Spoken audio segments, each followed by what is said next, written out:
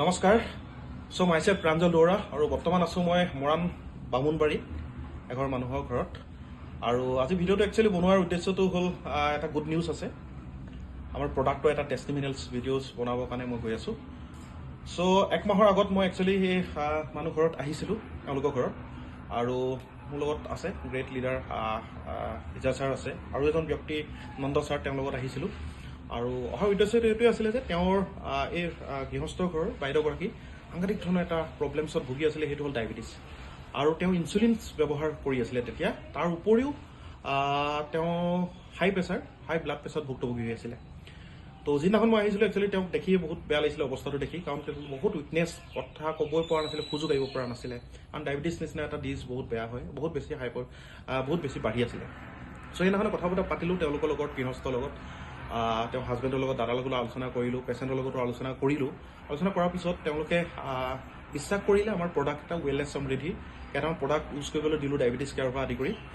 চ' লাহে লাহে তেওঁলোকে বহুতখিনি ইম্প্ৰুভ হ'ল আৰু আজি একচুৱেলি মোৰ দেৰি হ'ল অহা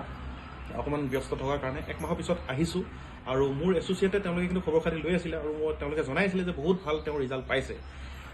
ফাইনেলি মই আজি আহিলোঁ আহি পিনে নিজে মই চাবৰ কাৰণে আহিলোঁ আৰু মই দেখি সঁচাকৈ মই বহুত অভিভূত হ'লোঁ বহুত মই গৌৰৱ অনুভৱ কৰিছোঁ আজি তেওঁ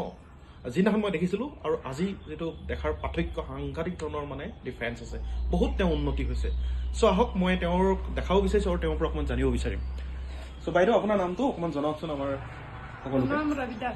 পুনম ৰবি দাস নহয় জানো আচ্ছা প্ৰথম কথা হ'ল আপোনাক মই ধন্যবাদ দিছোঁ আৰু মোৰ বহুত ভাল লাগিছে মই আজি হেপ্পী যিদিনাখন যিহেতু মই কৈছোঁ আপোনাক যিদিনাখন আহিছিলোঁ দেখিছিলোঁ আপুনি বহুত উইকনেছ আছিলে বহুতখিনি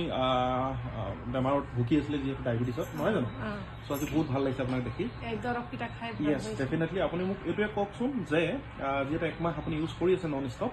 বৰ্তমান আপুনি ইনচুলিন লৈ আছে নে নাই লোৱা এইটো আমাৰ প্ৰডাক্ট কেইটা নোখোৱাৰ আগত আপুনি ইনচুলিনৰ ব্যৱহাৰ কৰি আছিলে ন য়েছ তাৰ উপৰি আপুনি এল'পেথিক খাই আছিলে টেবলেট হয় আৰু প্ৰেছাৰটো আপোনাৰ বহুত বাঢ়ি আছিলে বুলি কৈছিলে মোক তেতিয়া আৰু বৰ্তমান আপুনি ইনচুলিনৰ ব্যৱহাৰ কৰা নাই আৰু এল'পেথিক টেবলেটৰ ব্যৱহাৰ কৰা নাই হয় আমাৰ প্ৰডাক্টকেইটা ইউজ কৰি আছে তো আপোনাৰ ফিলিংছ কেনেকুৱা আপোনাৰ অনুভূতি কেনেকুৱা লাগিছে আপোনাৰ প্ৰডাক্টকেইটা ইউজ কৰি বৰ্তমান বাকী আপোনাৰ উইকনেছবিলাক নাই প্ৰেছাৰৰ প্ৰব্লেম নাই